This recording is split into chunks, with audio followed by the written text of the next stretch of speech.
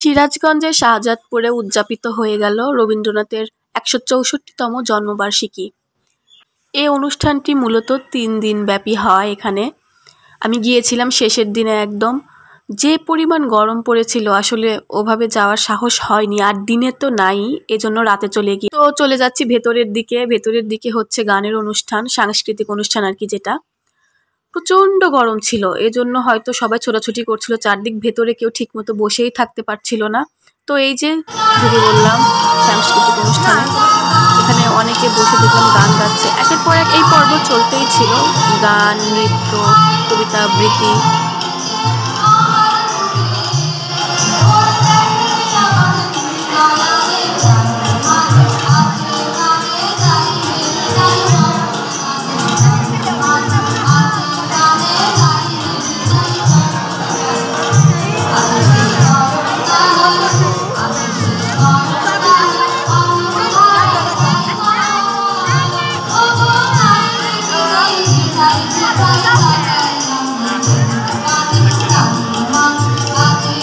তো এতটুকু শুনে আমি আর ভেতরে থাকতে পারিনি, তারপর তাড়াহুড়ো করে আমি ভেতর থেকে বাইরে চলে আসলাম। এমনিতেই অনেক গরম, তার উপরে আরও চারদিকে এত মানুষ ছিল যে গরম আরও বেশি লাগছিল।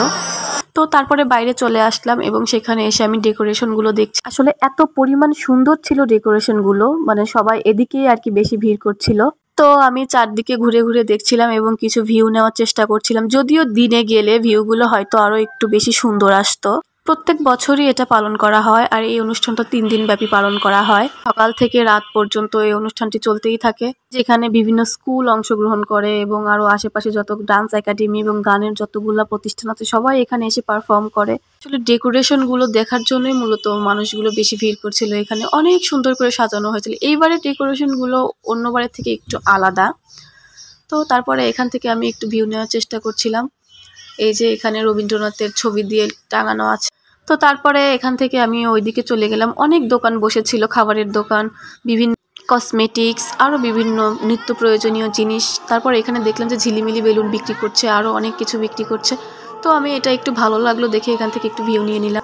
তো তারপর আমি বাসায় চলে আসার প্রিপারেশন নিচ্ছিলাম, তারপর বাসায় চলে আসলাম। তো ততক্ষণ সবাই ভালো থাকো, সুস্থ থাকো। আজকে এই পর্যন্তই, টাটা, বাই বাই।